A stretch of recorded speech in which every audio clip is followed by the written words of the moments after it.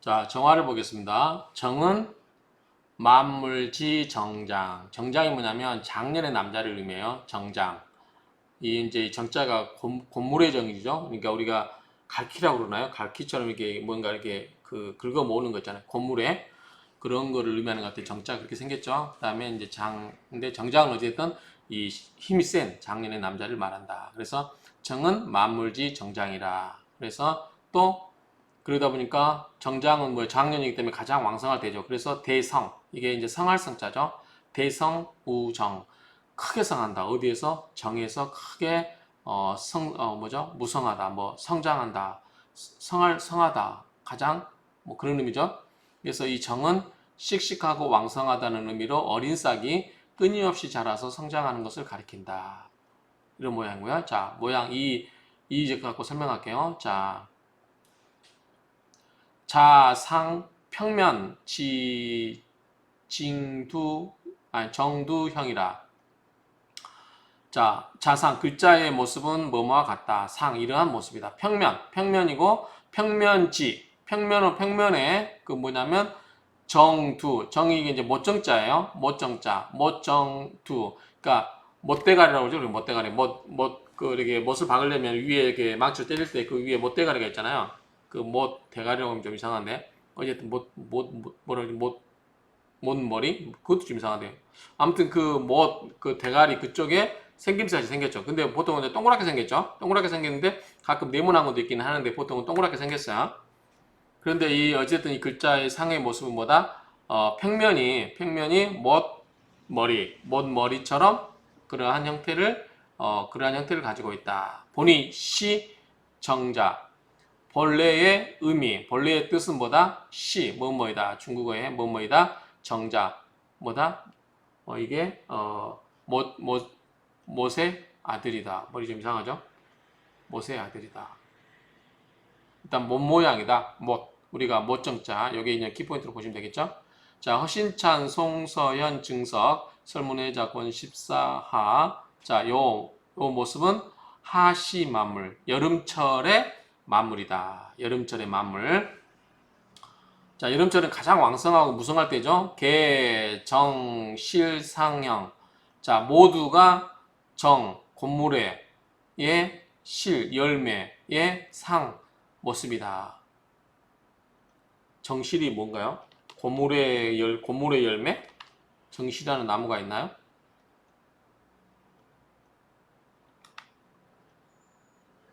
고물의 고물의 장정정이고요. 아까 장정이라고 했죠? 열매실, 이를지, 고물의 열매, 장정의 열매, 모두 장정의 열매의 모습 형태다. 아니면은 장정의 열매. 아무튼 이렇게 해서 넘어가겠습니다. 정승병. 정은 병화를 이었죠. 갑을병정. 상인심 뭐와 같다? 사람의 마음과 같다. 상인심. 자, 머리는 인두, 인경, 그 다음에 병화는 뭐였죠? 인견. 자, 목경자고 인견, 어깨견자죠. 이거는 인심. 사람의 마음과 같다. 범정지석, 무릇 정에 속하는 것들은 개, 종, 정 모두 정을 따른다. 이게 무슨 말일까요? 계속 이 말이 나와요. 앞에는. 자, 병화의 무리들은 병화를 따른다. 뭐 을의 무리들은 을을 따른다. 갑의 무리는 갑을 따른다.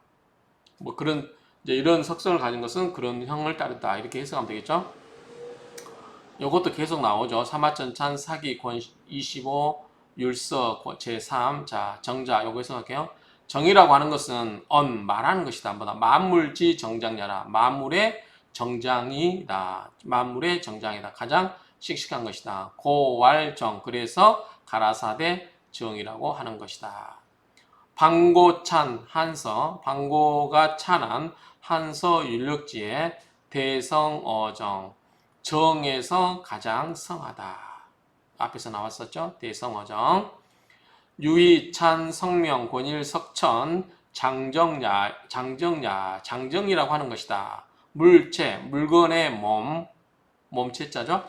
물건의 몸이라는 것은 개 모두 정장야라 모두가 씩씩한 작년의 남자와 같다. 자, 여름철에 그러니까 갑을 뭐죠? 봄의 나무, 그 다음에 병정, 그 여름철에 가장 씩씩하게 많이 자란 거예요. 아직 결실을 맺지는 않았지만 그 등치만 보면 가장 무성할 때고, 그 다음에 가을에는 뭐다? 열매를 맺는 거죠. 그러니까 여름에 가장 그 등치가 커져 있는 상태. 그래서 몸이 장정처럼 등치가 좋은 상태를 의미하면 된다. 이렇게 생각하면 되겠죠. 자, 응용을 보도록 하겠습니다. 자, 병은 하늘의 태양이고, 정은 뭐다? 물상이에요. 물상으로 보면 별, 달. 그러니까 하늘에 떠 있는 것 중에 태양을 제외한 나머지 별, 달, 그 다음에 인조로 불빛을 내는 거, 지상에 있는 거죠. 불빛, 조명, 화로, 가로등, 전기 다 정화에 속해요. 병화는 하늘의 태양. 그 외에 나머지 모두 반짝반짝하는 것은 모두 뭐다? 하늘에 떠 있는 것은 뭐 별, 달이 있을 거고, 지상에 있는 거는 가로등 뭐 이런 거 다 있겠죠. 이게 모두 뭐다? 정화에 해당된다. 그 다음에 정화는 태양은 그냥 하늘에 우뚝 써가지고 비춰주고 그걸로 끝나죠. 근데 정화는 뭐예요? 각 우리가 구석구석 어두운 데 가면 전등을 달아가지고 환하게 해주죠. 어때요? 섬세하죠.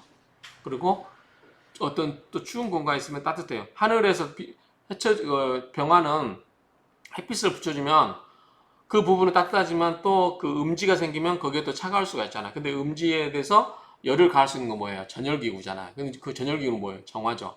그래서 섬세하고 따뜻하다. 그래서 이 따뜻함이 뭐예요? 사람들 마음을 움직일 수가 있잖아요. 그래서 여러분들 이 정화가 있으면 우리가 이제 제가 사주고 올 때 가끔 물어보는 게 혹시 촛불 켜놓고 있는 거 좋아하시나요? 그래요. 가끔 여자분들 중에 그 촛불 켜놓고 그런 분위기 내시는 걸 좋아하시는 분이 있더라고요. 근데 다 그렇진 않더라고요. 보니까 물어보면.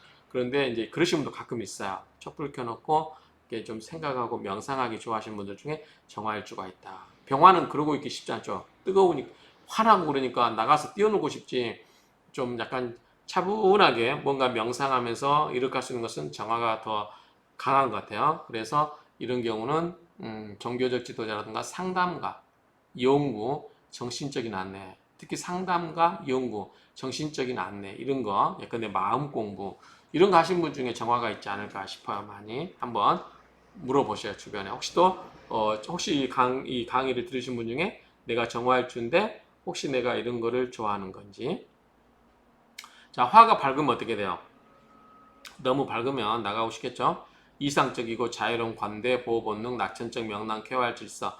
가장 키포인트 뭐다? 명랑, 쾌활 질서 이런 거죠. 순서, 추진력, 판단력 있죠. 화가 약간 좀 어두운 화가 약간 정신적으로 겠죠. 어둡다고 하는 건 뭐예요? 밑에 뭐 인호술이라든가 뭐죠? 사오미 그런 거 없이 천간에 딸랑 불만 밝게 있는 거겠죠. 밑에가 불이 있으면 불의 기운에 받기 때문에 화나겠죠. 그런 것과 밑에 인호술 뭐 사오미 이런 게 없다고 보시면 돼요. 지지에 뿌리를 못 두고 있다. 그러면 좀 받기가 약하다고 보면 될 것 같아요. 화는 뭐다? 예를 의미한다 라고 되어 있죠. 직업은 예술, 종교, 방송, 심리, 상담, 철학. 자, 앞에 병화 동일하죠. 그래서 예술, 종교, 방송, 심리, 상담, 철학 이런 쪽이 맞다. 자, 성립 조건 볼게요. 빛나는 별빛 혹은 별무리가 있다. 그러면은 자, 하늘에 태양은 두 개 떠 있으면 좋다 안 좋다? 안 좋다. 가려야 된다 그랬죠? 갑목으로 가리거나 을로 가야 된다. 해외로 멀리 떨어뜨려야 된다. 근데 별이 많이 떠 있다고 싫은가요? 안 좋죠. 별은 하나만 떠 있는 것보다 별은 많이 떠 있는 게 좋아요. 무리가 이루어서. 그래서 별은 많아도 상관이 없다. 그래서 오히려 정화가 중첩되면 더 좋을 수도 있어요. 그 밑에 요거는 제가 이해가 안 되는데 사유축은 금국이잖아요. 자, 신유술도 금이에요. 그런데 금이 있거나 지지에 이런 게 대운에 이런 게 오면 이 별무리가 좋나요? 좀 제가 이해는 안 되는데 근데 정화를 용광로로 본다고 하면 신유술 사유축의 금국이 오면 뭐예요? 용광로로서 금을 재련해서 뭔가 유용한 걸 만들어낼 수 있기 때문에 좋다고 볼 수도 있어요. 그런 측면에서 보면 좋다고 할 수 있어요. 그 다음에 가로등일 경우 이제 전등이 이렇게 가로등일 경우는 가불목이 필요하다. 왜 필요합니까? 옛날에 가로등은 어디다 달았어요? 지금은 콘크리트 전봇대 달지만 옛날에는 전신줄 특히 미국 같은 데 가서 보면 옛날에 다 보면은 나무에다 달아놨어. 나무가 전신줄 역할이에요. 큰 나무들. 그래서 옛날에는 이 가로등이 어디에 매달려 있다? 가로등이 나무에 매달렸다. 그래서 가로등이 길바닥에 떨어져 있으면 안 좋겠죠. 가로등이 나무에 매달려 있어야 환하게 제 역할을 빛나게 할 수 있죠. 그래서 가불목이 반드시 필요하다 하는 얘기예요. 그래서 제 역할을 하기 위해서는 뭐가 필요하다? 가불목이 필요하다. 중첩될 필요가 없죠. 근데 가로등이 많이 쓰면은 가로등이 많이 쓰면 좋잖아요. 환하니 길 가는데 가로등 하나만 썼으면 캄캄한데 가로등이 여러 개 있으면 좋잖아요. 그래서 그때 여러 개의 나무가 있어서 거기에다 가로등을 비춰둘 수 있으면 좋은 거잖아요. 그러니까 그런 의미에서 뭐 중첩되어도 상관은 없다. 무관하다. 이렇게 보시면 되고. 자, 꺼리하는 거는 뭐냐면 꺼리하는 거는 병화가 같이 투출됐으면 안 되겠죠. 자, 여러분들이 정화예요. 근데 옆에 여러분들이 달이에요. 아니면 별이에요. 그런데 태양이 떠 있어요. 여러분들 존재감이 있어요, 없어요? 없죠. 하늘에 태양의 대낮에 여러분들 하늘에 별을 볼 수 있나요? 못 봐요. 언제 볼 수 있죠? 밤에 볼 수 있어요. 여러분들이 존재감이 없어져 버려요. 병화가 있으면. 그러니까 여러분들 항상 뭐다? 2인자에 불과해요. 병화가 떠 있으면 2인자에 불과해요. 그래서 여러분들이 주변에 병화가 있으면 그냥 알아서 깨갱하시거나 아니면 피해서 딴 데 가서 병화가 없는 데 가서 하시면 돼요. 내가 정화할 줄 알면 이 병화가 있으면 나는 항상 이 병화에 가려서 2인자밖에 할 수 없다. 그렇죠? 특히 병화는 또 자기가 1인자가 안 되면 또 이게 속상해요.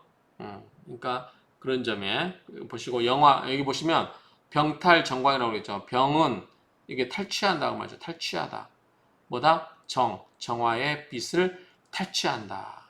그래서 병화가 어쨌든 그래서 병화가 있으면 하늘 태양이 있으면 별이나 달, 뭐 가로등 이런 거는 아무 의미가 없어요. 그러니까 이거는 뭐다? 병화가 1인자. 아까 병화가 제가 그래서 회장사를 했죠. 가장 높이 떠 있는 존재감. 그래서 그런 밑에서 정화는 뭐다? 2인자.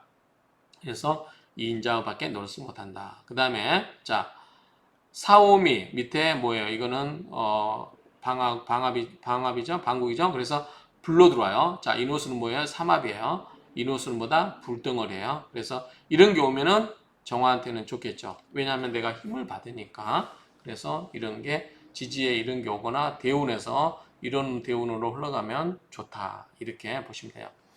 그래서 이제 아까 이야기했지만 이 병화에서도 얘기했지만 화는 대운이 올라 가야 된다. 낮으로 가야 된다. 아시겠죠? 이렇게 정리를 하면 되겠습니다. 일단은 병화 정화는 이런 의미가 있다. 이 정도로 해서 마무리할게요.